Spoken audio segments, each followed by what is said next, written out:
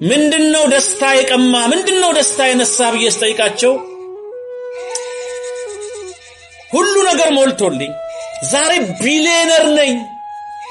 50 60 መኪና ይሄው እንደበጋ ሶሬዋለሁ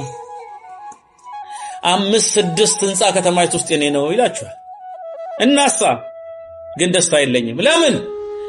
ዛሬ ማንንም የሚጫወትበትን ሀብት ያቺ ምስኪን እናት አንድ ቀን ኖራ በበላችሁ አንድ ቀን ኖራ ተደስታበት ባለፈች ያ ደሃ አባቴ ከሰው በታች ሆኖ ከሰው በላይ ያደረገኝ አንድ ቀን እሱ በበላው በተጠቀመበት ይሏቸዋል አያችሁ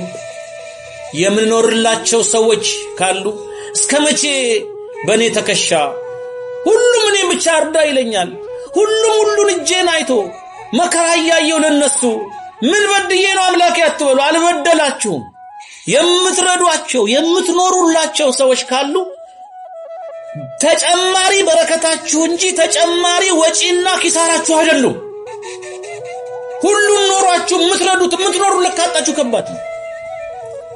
አሁን አብዛኛው አውሮፓ ስታዩ ውለው ስላደሩ ብቻ የሚከፈላቸው ሰዎች አሉ ደስታ የላቸውም እንደዛም ራሳቸውን ሲያጠፉ በተደጋጋሚ ራሳቸውን ያጠፋሉ